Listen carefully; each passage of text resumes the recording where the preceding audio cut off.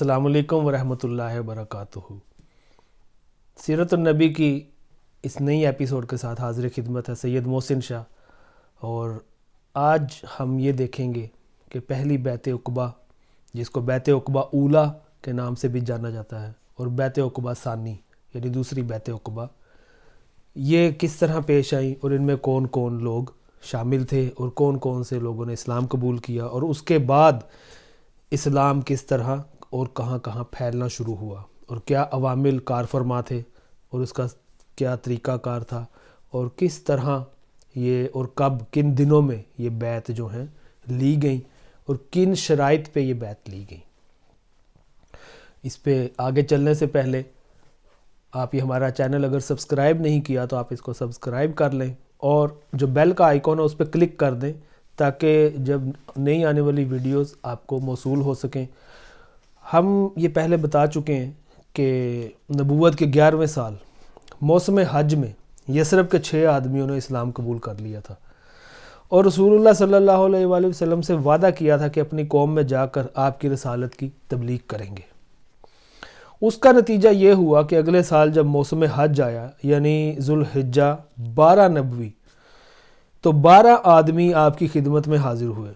उनमें हज़रत जाबिर बिन अब्दुल्ला को छोड़कर बाकी 5 वही थे जो पहले साल भी आ चुके थे और उन्होंने बैत की थी, और उनके अलावा 7 आदमी नए थे जिनके नाम ये हैं: मुआज बिन अल हारिस, ज़क्वा बिन अब्दुल कैस, उबादा बिन सामित, यजीद बिन सालबा, अब्बास बिन उबादा और अबुल हैसम बिन अत्तयहान, उवैम बिन सादा। यानी ये 5 आदमी वही थे जो पहले थे, जिनमें हज़रत जाबिर बिन अब्दुल्ला जो थे वो नहीं आए, और बाकी 7 आदमी ये नए थे। और इन 7 में से जो आखिरी 2 मैंने नाम लिए हैं वो कबीला ओस के थे, और जो बाकी पहले 5 हैं वो कबीला बनु खजरज के थे। इन लोगों ने रसूलुल्लाह सल्लल्लाहु अलैहि वसल्लम से मिना में उक़बा के पास मुलाकात की और आपसे चंद बातों पर बैत की। ये बातें वही थीं जिन पर आइंदा सुलह हुदैबिया के बाद और फ़तह मक्का के वक्त औरतों से बैत ली गई थी। उक़बा की इस बैत की तफसील सही बुखारी में हज़रत उबादा बिन सामित रज़ी अल्लाह ताला अन्हो से मरवी है, क्योंकि वो भी इन 7 आदमियों में शामिल थे। वो बयान करते हैं कि रसूलुल्लाह सल्लल्लाहु अलैहि वसल्लम ने फरमाया कि आओ मुझसे इस बात पर बैत करो कि अल्लाह के साथ किसी चीज़ को शरीक ना करोगे, चोरी ना करोगे, जिना ना करोगे, अपनी औलाद को कत्ल ना करोगे, अपने हाथ पाँव के दरमियान से घड़ कर कोई बहतान ना लाओगे, और किसी भली बात में मेरी नाफरमानी ना करोगे। जो शख्स ये सारी बातें पूरी करेगा इसका अजर अल्लाह पर है, और जो शख्स इनमें से किसी चीज़ का इर्तिकाब कर बैठेगा फिर इसे दुनिया ही में इसकी सज़ा दी जाएगी तो ये इसके लिए कफ़ारा होगी, और जो शख्स इनमें से किसी चीज़ का इर्तिकाब कर बैठेगा फिर अल्लाह उस पर पर्दा डाल देगा तो उसका मामला अल्लाह के हवाले है, चाहेगा तो सज़ा देगा और चाहेगा तो मुआफ़ कर देगा। हज़रत उबादा रज़ी अल्लाह ताला अन्हो फरमाते हैं कि हमने इस पर आपसे बैत की। बैत पूरी हो गई और हज ख़त्म हो गया तो नबी सल्लल्लाहु अलैहि वसल्लम ने उन लोगों के हमरा यसरब में अपना पहला सफ़ीर भेजा ताकि वो मुसलमानों को इस्लामी अहकाम की तालीम दे और उन्हें दीन के दस्तोबस्त सिखाए, और जो लोग अब तक शिरक पर चले आ रहे हैं उनमें इस्लाम की इशाअत करे। नबी सल्लल्लाहु अलैहि वसल्लम ने इस सिफारत के लिए साबिकीन अव्वलीन में से एक जवान का इंतखाब फरमाया जिसका नाम नामी और इसमें ग्रामी हज़रत मुसअब बिन उमैर अब्दरी रज़ी अल्लाह ताला अन्हो है।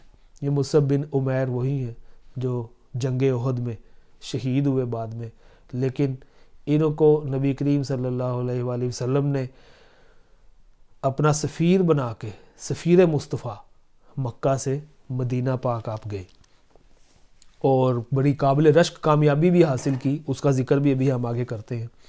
हज़रत मुसअब बिन उमैर रज़ी अल्लाह ताला अन्हो मदीना पहुँचे तो हज़रत असअद बिन ज़ुरारा रज़ी अल्लाह ताला अन्हो के घर नज़ूल फरमा हुए। फिर दोनों ने मिलकर अहले यसरब में जोश व खरोश से इस्लाम की तबलीग शुरू कर दी। हज़रत मुसअब मुकरी के ख़िताब से मशहूर हुए। मुकरी के मानी है पढ़ाने वाला, यानी किरात करने वाला जो पढ़ाता है लोगों को। इस वक्त मौल्लिम और उस्ताद को मुकरी कहते थे, तो हज़रत मुसअब को यसरब में मुकरी کہنا شروع کر دیے لوگوں نے۔ تبلیغ کے سلسلے میں ان کی کامیابی کا ایک نہایت شاندار واقعہ یہ ہے کہ ایک روز حضرت اسد بن زرارہ رضی اللہ تعالیٰ انہیں ہمراہ لے کر بنی عبد الاشہل اور بنی ظفر کے محلے میں تشریف لے گئے، اور وہاں بنی ظفر کے ایک باغ کے اندر مرق نامی ایک کنویں پر بیٹھ گئے۔ ان کے پاس چند مسلمان بھی جمع ہو گئے۔ اس وقت تک بنی عبد الاشہل کے دونوں سردار یعنی سعد بن معاذ اور حضرت اسید بن حضیر مسلمان نہیں ہوئے تھے، بلکہ شرک ہی پر تھے۔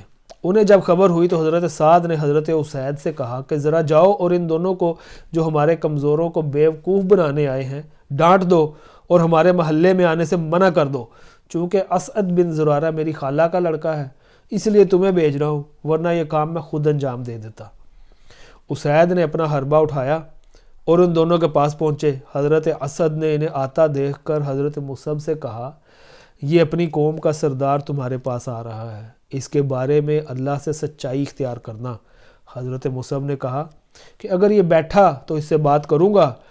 اسید پہنچے تو ان کے پاس کھڑے ہو کر سخت سست کہنے لگے، بولے تم دونوں ہمارے یہاں کیوں آئے ہو؟ ہمارے کمزوروں کو بیوقوف بناتے ہو؟ یاد رکھو اگر تمہیں اپنی جان کی ضرورت ہے تو ہم سے الگ ہی رہو۔ حضرت مصعب رضی اللہ تعالیٰ عنہ نے کہا، کیوں نہ آپ بیٹھیں اور کچھ سنیں؟ اگر کوئی بات پسند آ جائے تو قبول کر لیں، پسند نہ آئے تو چھوڑ دیں۔ حضرت اسید نے کہا، بات منصفانہ کہہ رہے ہو۔ اس کے بعد اپنا حربہ گاڑ کر بیٹھ گئے۔ اب حضرت مصعب نے اسلام کی بات شروع کی اور قرآن کی تلاوت فرمائی۔ ان کا بیان ہے کہ بخدا ہم نے حضرت اسید کے بولنے سے پہلے ہی ان کے چہرے کی چمک دمک سے ان کے اسلام کا پتہ لگا لیا۔ اس کے بعد انہوں نے زبان کھول لی تو فرمایا، یہ تو بڑا ہی عمدہ اور بہت ہی خوب تر ہے، تم لوگ کسی کو اس دین میں داخل کرنا چاہتے ہو تو کیا کرتے ہو؟ سبحان اللہ۔ انہوں نے کہا، آپ غسل کر لیں، کپڑے پاک کر لیں، پھر حق کی شہادت دیں، پھر 2 رکعت نماز پڑھیں۔ انہوں نے اٹھ کر غسل کیا، کپڑے پاک کیے، کلمہ شہادت ادا کیا اور 2 رکعت نماز پڑھی۔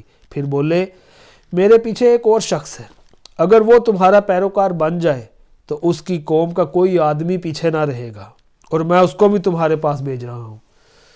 اور یہ اشارہ جو ہے وہ حضرت سعد بن معاذ کی طرف تھا۔ اس کے بعد حضرت اسید اٹھے اور پلٹ کر حضرت سعد کے پاس پہنچے۔ وہ اپنی قوم کے ساتھ محفل میں تشریف فرما تھے۔ حضرت اسید کو دیکھ کر بولے، میں بخدا کہہ رہا ہوں کہ یہ شخص تمہارے پاس جو چہرہ لے کر آ رہا ہے یہ وہ چہرہ نہیں ہے جسے یہ لے کر گیا تھا۔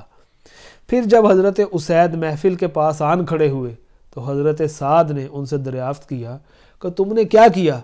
انہوں نے کہا، میں نے ان دونوں سے بات کی تو واللہ مجھے کوئی حرج تو نظر نہیں آیا، ویسے میں نے انہیں منع کر دیا ہے، اور انہوں نے کہا ہے کہ ہم وہی کریں گے جو آپ چاہیں گے۔ اور مجھے معلوم ہوا ہے کہ بنی حارثہ کے لوگ اسد بن زرارہ کو قتل کرنے گئے ہیں، اور اس کی وجہ یہ ہے کہ وہ جانتے ہیں کہ اسد آپ کی خالہ کا لڑکا ہے، لہذا وہ چاہتے ہیں کہ آپ کا عہد توڑ دیں۔ یہ سن کر سعد غصے سے بھڑک اٹھے اور اپنا نیزہ لے کر سیدھے ان دونوں کے پاس پہنچے۔ دیکھا تو دونوں اطمینان سے بیٹھے ہیں۔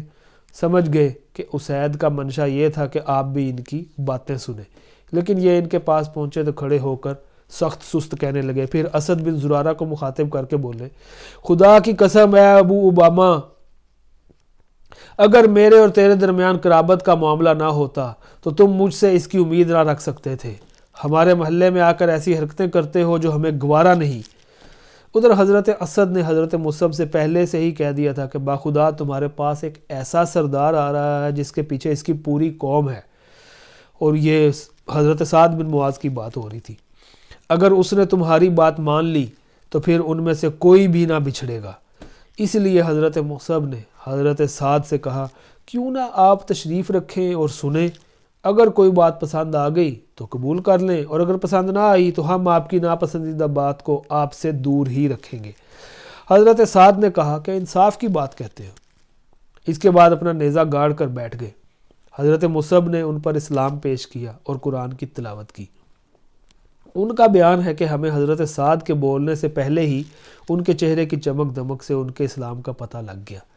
اس کے بعد انہوں نے زبان کھولی اور فرمایا، تم لوگ اسلام لاتے ہو تو کیا کرتے ہو؟ انہوں نے کہا، آپ غسل کر لیں، کپڑے پاک کر لیں، پھر حق کی شہادت دیں، پھر 2 رکعت نماز پڑھیں، حضرت سعد رضی اللہ تعالیٰ عنہ نے ایسا ہی کیا۔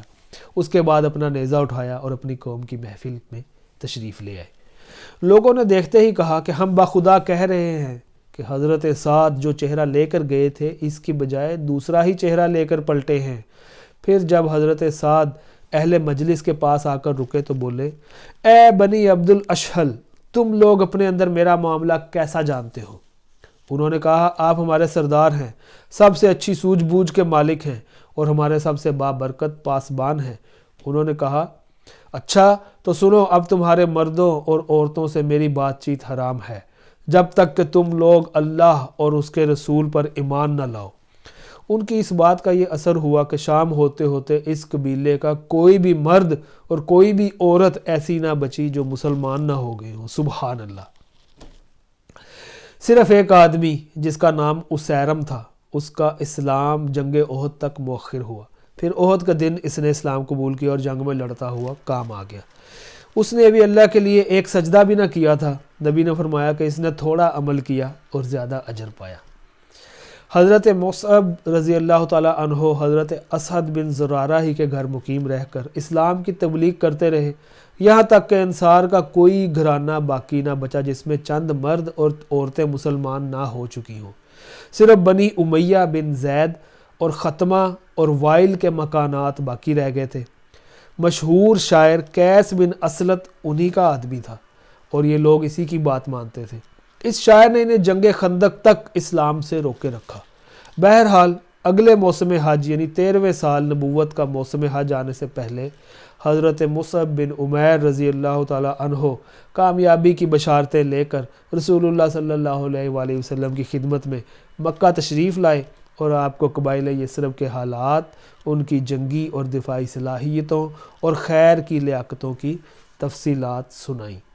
اور یہ حضرت مصعب بن عمیر کی جو کامیابیاں تھیں اور حضرت سعد بن معاذ اور دیگر صحابہ کرام، حضرت اسید، اور انہوں نے جو اپنا کام کیا، پھر وہاں پہ یثرب میں جو اسلام کا بول بالا ہو گیا، تو پھر اگلے سال حج پہ آ کے انہوں نے نبی کریم صلی اللہ علیہ وآلہ وسلم کو یہ ساری جو کامیابیوں کی اپنی داستان تھی وہ سنائی، اور اس کے بعد پھر دوسری بیعت عقبہ کا آغاز ہوا جو ہم اگلی قسط میں جس کا مطالعہ کریں گے اور اس کو سیکھنے کی کوشش کریں گے۔